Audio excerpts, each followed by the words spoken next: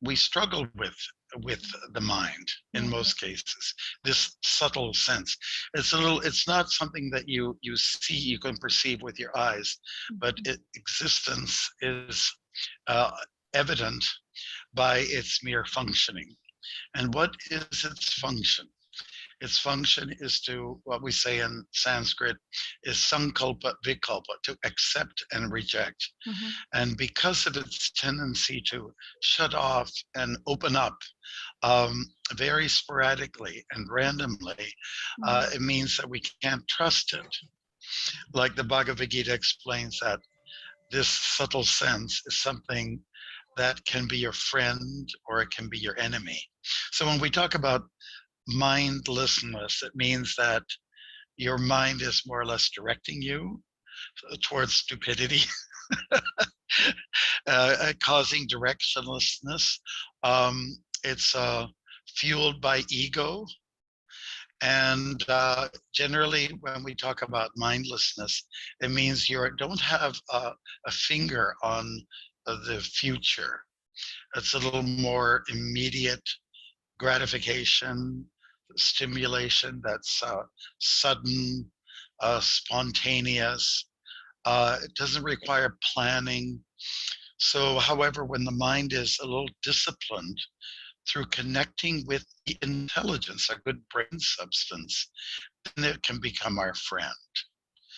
So I like that expression in the Bhagavad Gita where it is said, it is your mind can be your best friend or it can be your worst enemy. How to define it, sorry.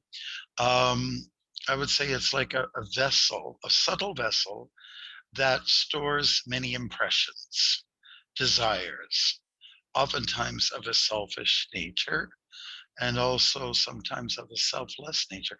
Depends on how you steer it, And so when we talk about mindfulness, it means that the mind has some control, where you're not a slave to the mind, but rather you become a master over the mind. And then it can be an incredible aid or an assistant in our journey through our human spans of life.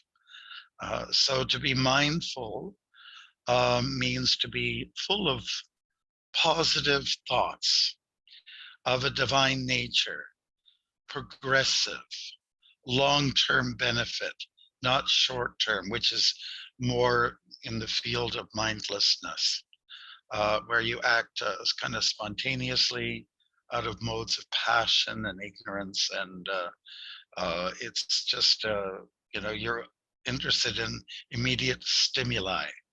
And so this is not what we want. We want something that's where there's planning, where it's of long-term benefit. So when we talk about mindfulness, we're talking about tapping into meditation, again, divine thoughts.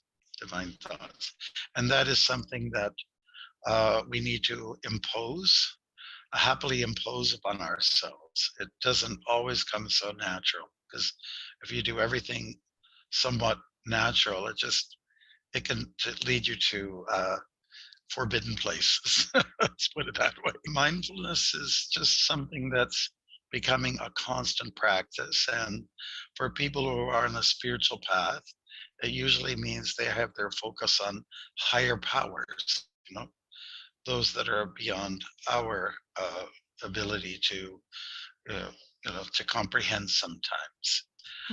It means when you're becoming mindful that you enter into another dimension. It's a spiritual component. Yes.